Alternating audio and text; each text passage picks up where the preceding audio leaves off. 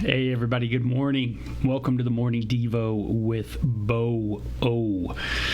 So glad to be in the House of Devo this morning, to be able to share, to be able to go through the Word a little bit. It's great to get up, do your stretching, and then just kind of get in the Word a little bit, right?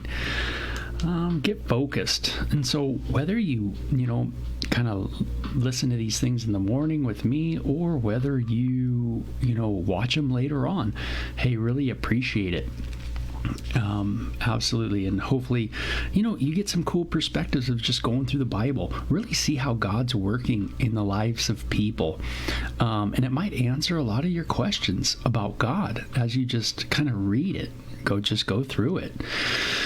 So, God's focused on Solomon. Solomon is a rich man. He is a descendant of King David.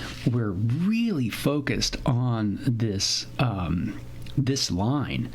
And we're hoping that, this is kind of the promised, maybe son that would restore things back to what they were in the Garden of Eden. But we kind of have hit a snag, obviously, in that Solomon is a person who we see has flaws like everybody. This son of David is not going to be the promised Messiah. We see that from chapter 11, where Solomon begins multiplying wives, right? And besides Pharaoh's daughter, which seems to maybe be his first, right, wife. Pharaoh's daughter was married to Solomon, but then it just grows, right? Of course, back then you kind of make, pacts with other countries and tribes through marriage, through marrying someone in that tribe, and it kind of supposed to build good relations between you and them. And whatever reason, Solomon just continues to do it. And of course, the Bible's filled with people that are flawed. We're waiting for that promised Messiah. We're waiting for that, the one who's going to come to destroy the work of Satan and all this stuff like that we got from page 3 of the Bible. But it ain't happening yet. And instead we see God helping humanity to understand what the problem is, what the issues are, and what the solution is. But mankind has definitely got an issue, got a problem, and that is we continue to move away from God. So Solomon does this as well. And we're getting to the second part here. So it says in verse 4, Solomon's old age. In Solomon's old age, they turned his heart of worship to worship other gods. So as Solomon got older, his heart turned away from Yahweh, and he started turning towards these other gods. He was not completely faithful to the Lord his God, and his father David had been. That's the cool thing about David, right? David stuck to it, man. Solomon worshipped Ashereth, the goddess of the Sidonians, Molech, the detestable god of the Ammonites. In this way, Solomon did what was evil in the Lord's sight. He refused to follow the Lord completely as his father David had done. And it says, on the Mount of Olives, east of Jerusalem. That's a famous place, Maybe you look in the New Testament at Mount of Olives and see what happened there. Other kind of areas, where you see in the New Testament, where this Mount of Olives is at. But it says on the Mount of Olives, east of Jerusalem, he even built a pagan shrine for Chemosh. Ooh, so in the Mount of Olives, something was built, a shrine for Chemosh, the detestable god of Moab, and another for Molech, the detestable god of the Ammonites. Solomon built such shrines for all of his foreign wives to use for burning incense and sacrificing to their gods. Oh, man. We talked a little bit about partnerships yesterday in our devotion, but I think this morning of just being able to not wanting to allow, a compromise like this, to where I look at Jesus, and I just look at Jesus as the one of many ways. You get the idea. Solomon's into that really cool bumper sticker of coexist, that he's got it on his chariot, and he's just like, yeah, it's all cool, man. I mean, Yahweh's cool, and Chemosh is cool, and Molech's cool, and why not Ashereth is cool. We all just got it all together. It's all just going there. I gotta tell you, man, as a Generation X dude growing up in SoCal, I thought that was a bunch of jargon. Like, when I heard things like all ways lead to God, even as a atheist secular kid, growing up, teenager, at my raves, at my parties, whatever it was, that made no sense to me. And how dumb as a doornail. Totally didn't read anything. I mean, not much. I mean, I didn't think much anyway. But the idea that all roads lead to God, well, if all roads lead to God, then guess what? All roads lead to God. And that means the crazy crud we were doing in SoCal led to God too. But that's not the case. People die. People OD. People get, do illegal things. People end up in jail. People end up mentally, messed up. There's all kinds of things that don't lead to God. It's like, that's in my world. I don't know where you lived. And I don't know, maybe you lived in a white picket fence somewhere in a really nice place called Peter Pan Land. I don't know. But not everybody lives that way. Not all roads lead to God. That I don't know, man, what world that was in, but certainly didn't match with the reality of the darkness of the world.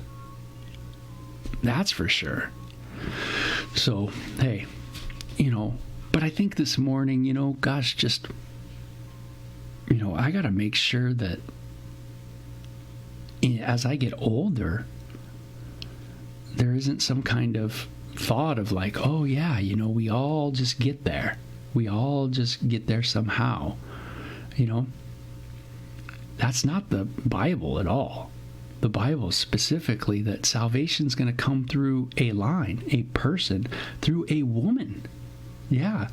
And there's going to be something done by this person that's born of a woman that's going to help out everybody. And that's the way. That is the way it's going to happen.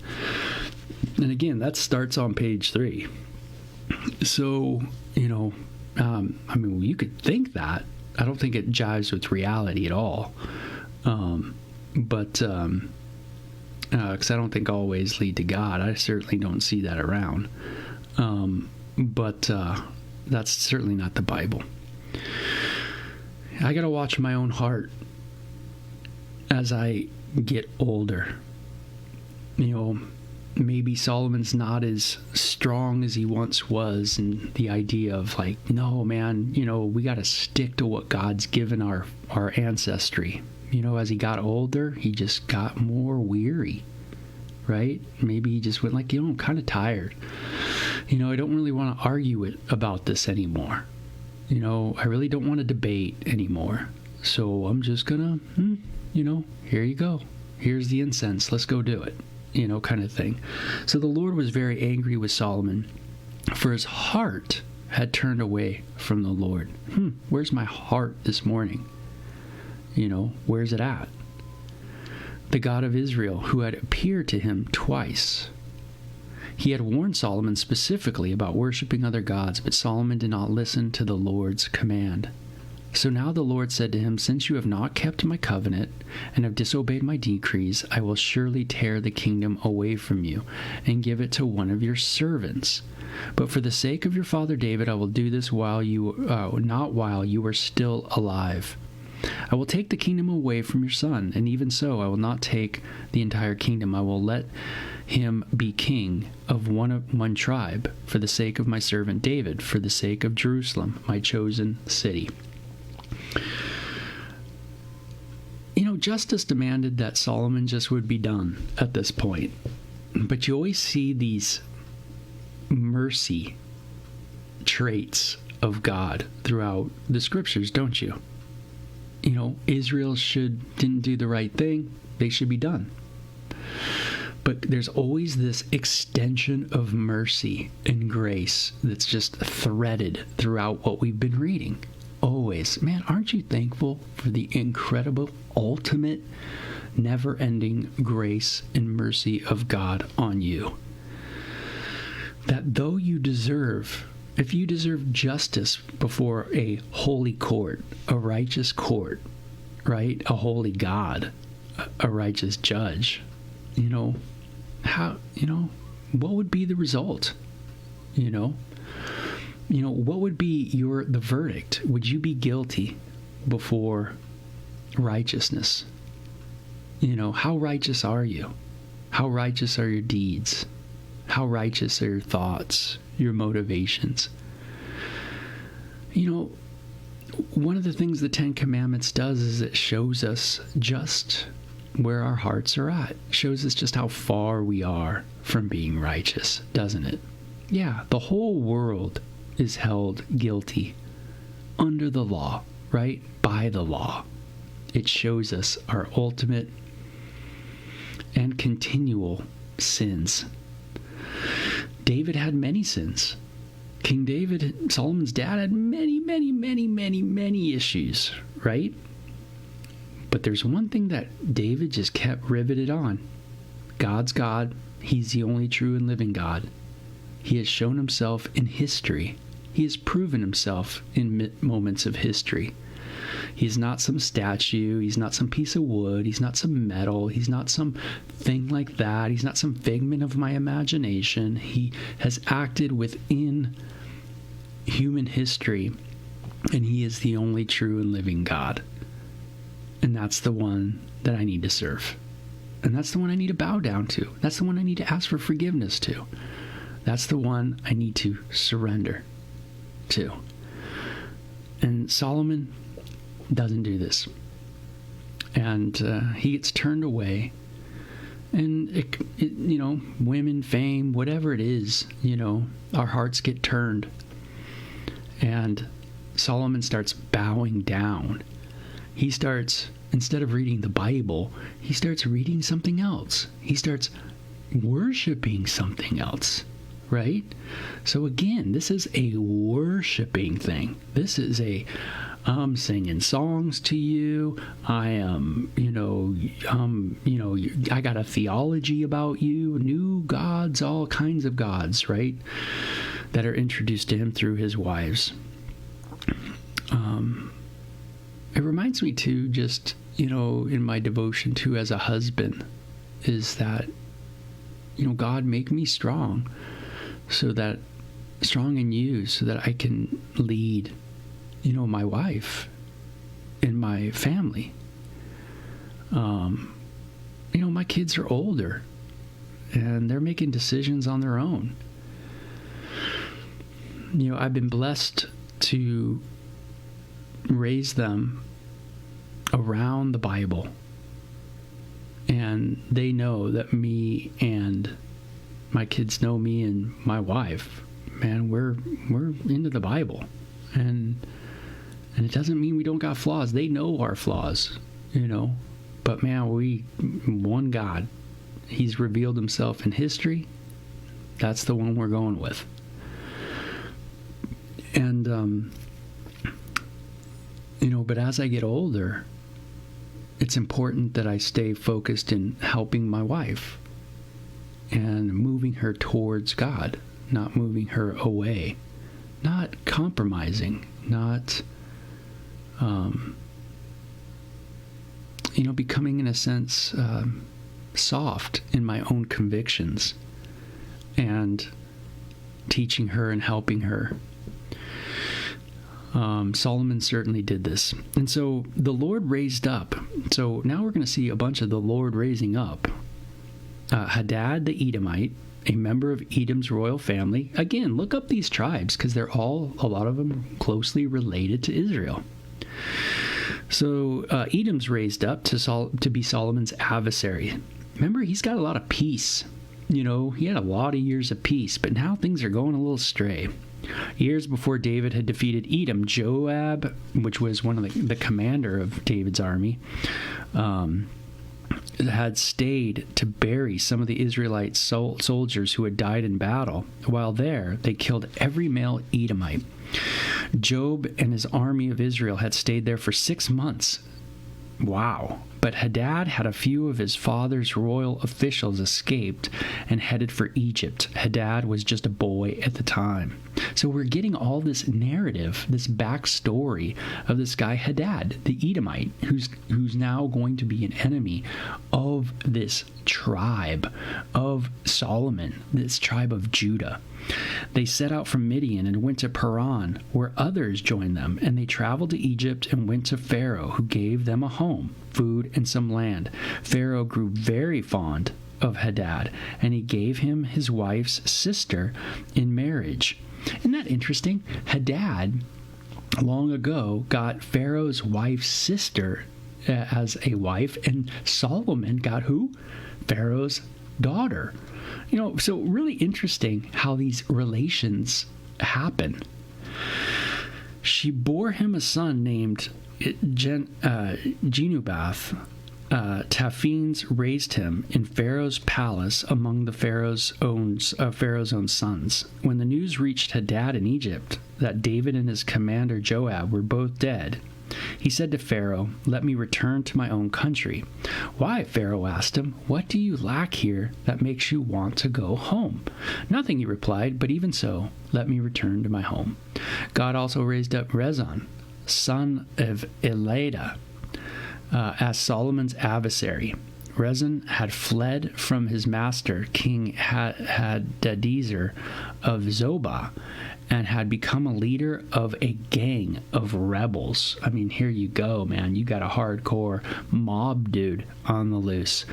And he had become the leader, and it says, after David conquered Hadadezer, Rezon and his men fled to Damascus, where he became king. Damascus is an old city, by the way. You get that picture in the Bible. So Rezon becomes king in Damascus, and Rezon was Israel's bitter adversary for the rest of Solomon's reign, and he made trouble just as Hadad did. Rezon hated Israel intensely and continued his reign in Aram. So now we see developing these factions, and we're going to see these wars take place. And so what was once a peaceful time, Solomon, all about Yahweh, you know, totally stoked. God's so good. Oh, man, he's amazing. Wow, how awesome. Oh, man, our worship's great. Everything's so good. Yup. And then all of a sudden you get older, you get more money, you get more things, start floating around. You start, I don't know, maybe over here, maybe over there. You start compromising here, compromising there. And before you know it, it's like, the Yahweh's not your God anymore. You're not coming to Yeshua, King of Kings and Lord of Lords. But now he's a King of Kings and a Lord of Lords, not the King of Kings and the Lord of Lords kind of thing.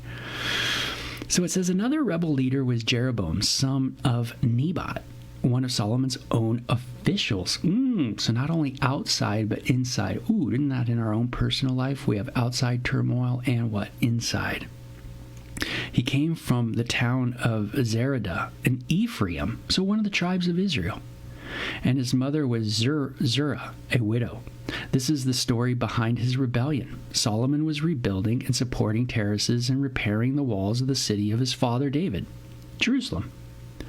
Jeroboam was a very capable young man, and when Solomon saw how industrious he was, he put him in charge of the labor force from the tribes of Ephraim and Manasseh, the descendants of Joseph. Cool. So he's put in charge of Ephraim and Manasseh.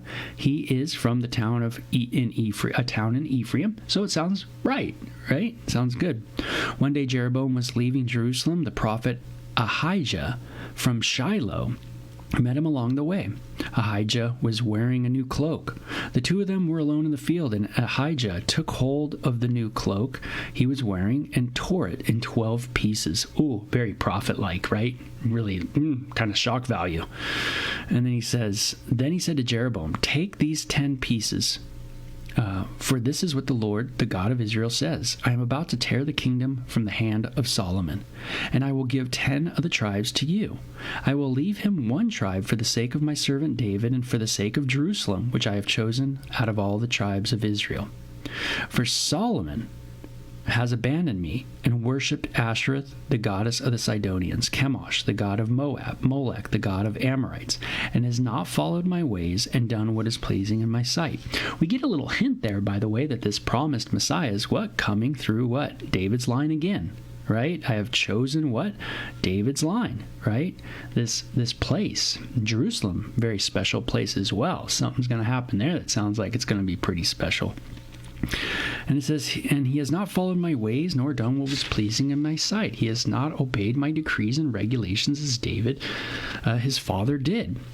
But I will not take the entire kingdom from Solomon at this time. For the sake of my servant David, the one whom I chose, the one whom I choose, and who obeyed my commands and decrees, I will keep Solomon as leader for the rest of his life. But I will take the kingdom away from his son and give 10 tribes to you. His son will have 1 tribe, so that the descendants of David, my servant, will continue to reign, shining like a lamp in Jerusalem. So you get the idea that, hey, there's always going to be this kingdom that is going to be from the descendant of David that will be on the throne, still reigning, right?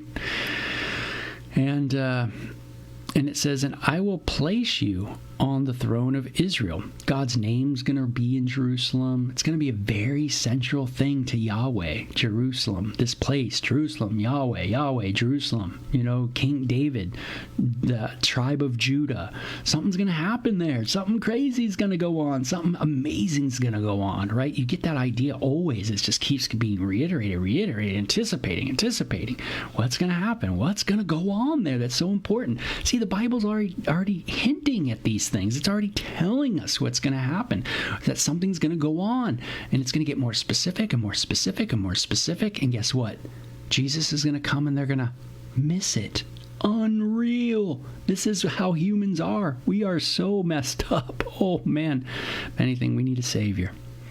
If you listen to what I tell you and follow my ways and do whatever I consider to be right, and if you obey my decrees and commands as my servant David did, then I will always be with you. I will establish your enduring dynasty for you as I did David, and I will give Israel to you. Because of Solomon's sin, I will punish the descendants of David, though not forever.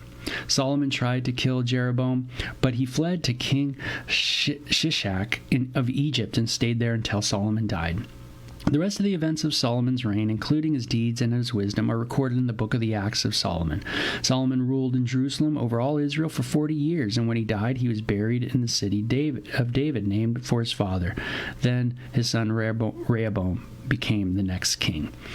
Okay, so we see this guy Jeroboam getting this amazing prophetic insight from the prophet Ahijah.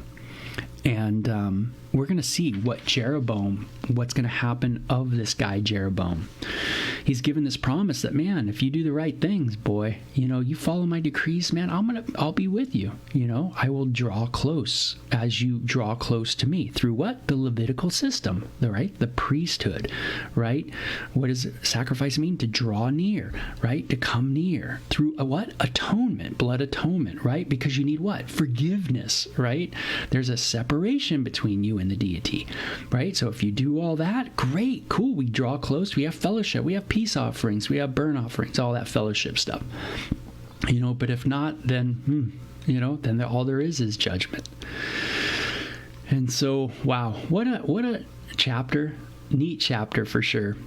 And so much good stuff there. But now we're getting some of that narrative, and that's what the Bible does. It gives us not only great applications, but it gives us the background too, all that history of what's happening now.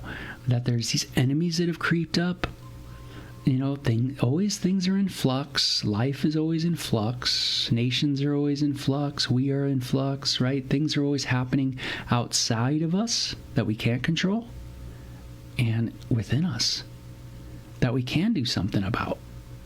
And so, God, give us the wisdom, right? God grant us, right, the serenity to accept the things that cannot change, courage to change the things I can, and the wisdom to know the difference today, So you guys have a great day, okay? Neat chapter. Good one to think about.